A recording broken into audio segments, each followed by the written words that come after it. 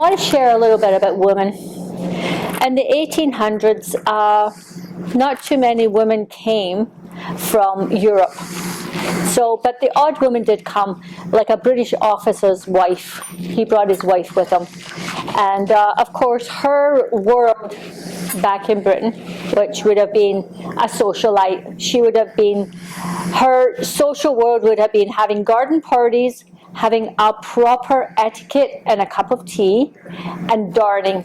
So, we have to take moving to a place now where I found myself in Sault Ste. Marie, and my husband has been killed, and I didn't understand that the protocol here was that when your husband is no longer with you, you have 48 hours to find a new husband, or you're out the encampment.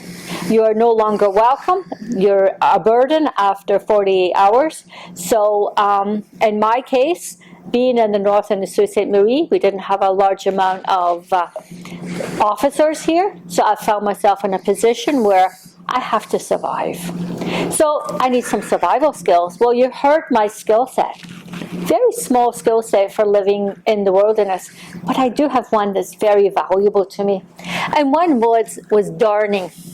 The voyageurs that would pass here on the Sault Ste. Marie waterway, and they used these around their waist, and in the rugged terrain, they would rip, they would tear. So I've discovered that if I darn and fix these, I can make enough money to survive for a day, for a week, maybe 6 weeks. But you know, it's fall at the moment. Winter's on its way. And you know, if winter's going to be nipping at my heels, I can't learn how to hunt fast enough, fish fast enough, to even build a home. How am I going to do that in 6 weeks?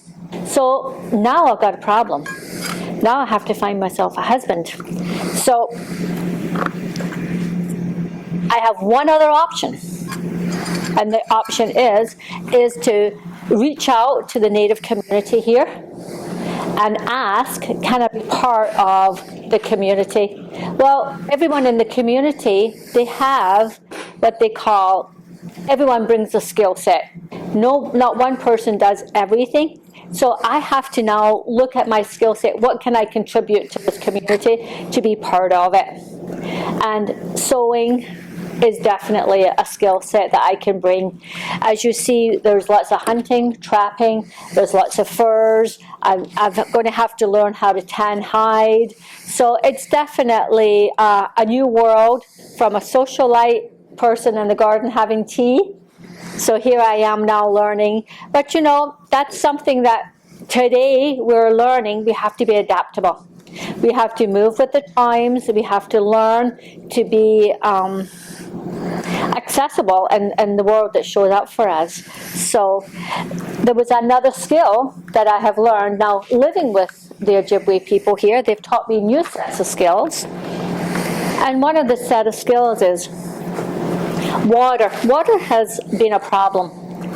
Here, if you go off the waterways and start going inland a little bit, within 2 days your water goes bad. And that's why it's been known as beaver fever when you drink bad water. Because it was at the time when everyone was doing the beaver, like collecting beaver, and the water was going bad and people were dying and getting very sick.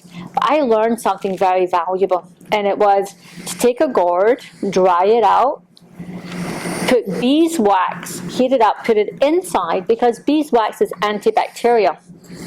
So that's, there's always new sets of skills to be learned. So this one was a very, very valuable one. Not only valuable, but it's life-saving.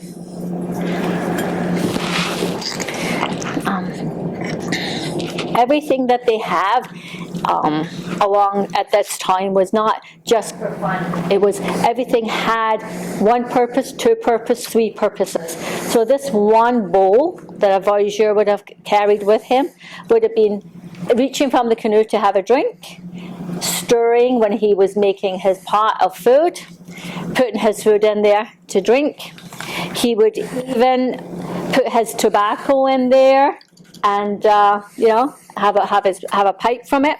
So everything had more than one use. Okay, thank you.